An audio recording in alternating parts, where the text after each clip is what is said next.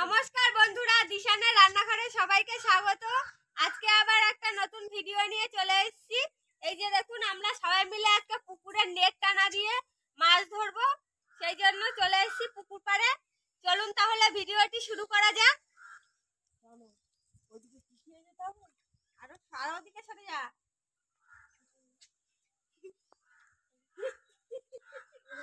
হ্যাঁ, নেট টান টান কর। তুই সরে যা, বিশাল সরে যা, বিশাল উপরে উঠে যা। আরে তুই ওইদিকে যা, ওইদিকে সরে যা।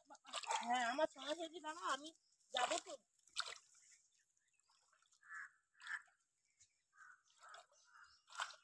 টান করে রাখবি নিচের হাত, ঠিক আছে? কি ঠান্ডা রে।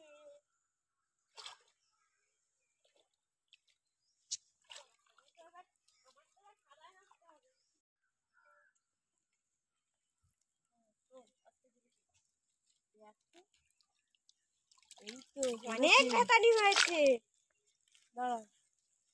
দেখুন বন্ধুরা, কত ভেতানি হয়েছে। এই ভেতানি ধরার জন্যই নেটটা টানা হয়েছে।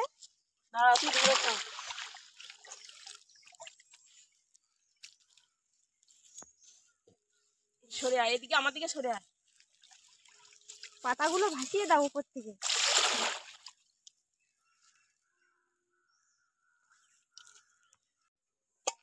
এই যে দেখুন কত পড়েছে ভেতানি।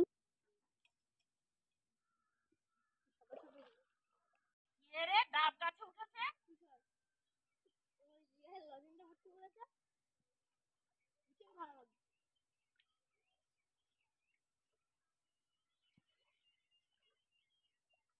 এখানে তুলো।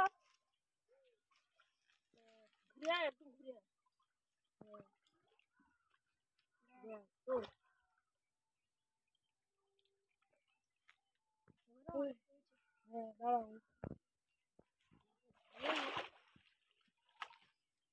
পাতা পড়েছে। পাতাগুলো দেখে নি। কি সরে আমার দিকে সরে আয়।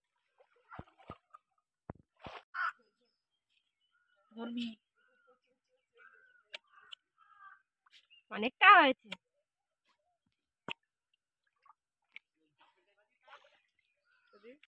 বন্ধুরা, পুকুর থেকে মেতানি ধরেছি, সেই মেতানি দিয়ে আজকে এই টক পালন রান্না করবো। থাকুন ভিডিওটি। এই যে দেখুন, তুলে নিচ্ছি টক পালন। ফুল হয়ে গিয়েছে গাছ। এখান থেকে পাতাগুলো বেছে বেছে তুলছি। মেতানি দিয়ে খুব ভালো লাগে টক পালন খেতে।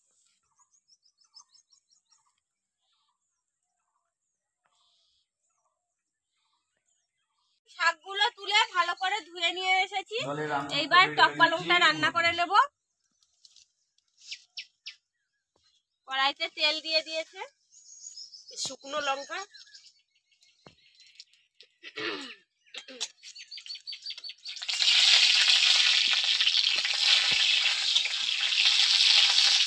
লঙ্কাটা একটু লাল করে ভেজে নিয়েছি। এবার সর্ষে ফোড়ন দিয়ে দেবো।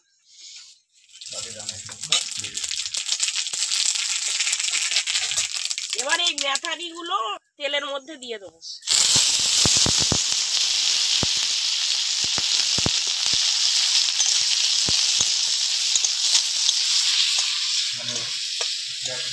লবণ আর হলুদ দিয়ে হালকা করে ভেজে নেবো মেথারিকে। মেথারিটা ভেজে নিয়েছি, এবার টক পালং দিয়ে দেবো।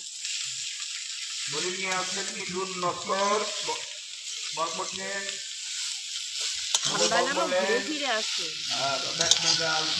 এই জন্য টক পালনটা রান্না করা হচ্ছে। খাওয়া হবে, ভালো লাগবে। ঠান্ডার অংশ আবার ঘুরে আসবে।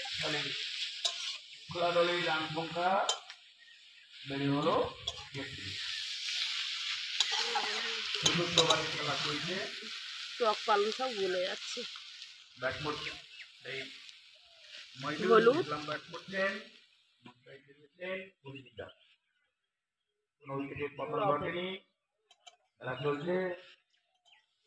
হলুদ আর লবণ দিয়ে এবার কিছুক্ষণ এরকম ভাবে রেখে দেবো, শাকটা যাতে গলে যায়। দেখুন, টক পালং তৈরি হয়ে গিয়েছে। আপনারা চাইলে এর মধ্যে একটু চিনিও দিতে পারেন।